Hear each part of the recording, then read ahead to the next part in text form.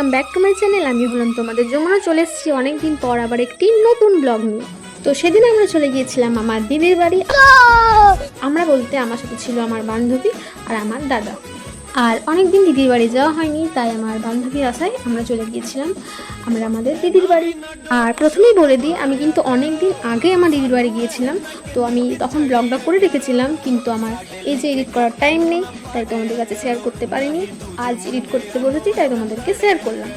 আর এই রাস্তাটা কোন দিকে যাচ্ছে তোমরা যদি কেউ জেনে থাকো তাহলে প্লিজ কমেন্টে জানিও। তারপরে এই যে তোমাদের সাথে গল্প করতে করতে আমি আমার দিদির বাড়ি পৌঁছে গেছি। আর এই যে এখানে আমার দিদি তোমাদের সবাইকে হাই করে দিল। আর এই যে এখানে আমার বন্ধু প্রথমে আমায় মিষ্টি খাইয়ে দিল। আর এই যে এখানে কারেন্ট চলে গিয়েছিল বলে আমরা আমাদের দাদাকে হাওয়া করে দিচ্ছিলাম। ভাবো কত ভালো বোন আমরা। তারপর বিকাল দিকে বেরিয়ে পড়েছিলাম বস্তাতে ঘুরতে। যারা জানো জায়গাটা তারা নিশ্চয়ই বুঝতেই পারছো কোথায় ঘুরতে এসেছি আমরা। আর যারা জানো না তাদের বলে দিই, এইটা হচ্ছে আমাদের রন্ডিয়া। এখানে আমরা প্রায় ঘুরতে যাই। তারপর এই যে এখানে আমরা দুই বান্ধবী মিলে কয়েকটা ফটোশ্যুট করে নিলাম আর কয়েকটা ভিডিও ক্লিপও নিয়ে নিয়েছি। তারপর আমরা চলে গিয়েছিলাম রেস্টুরেন্টে খাওয়ার জন্য। জায়গাটার নাম আমার ঠিক এই মুহূর্তে মনে পড়ছে না।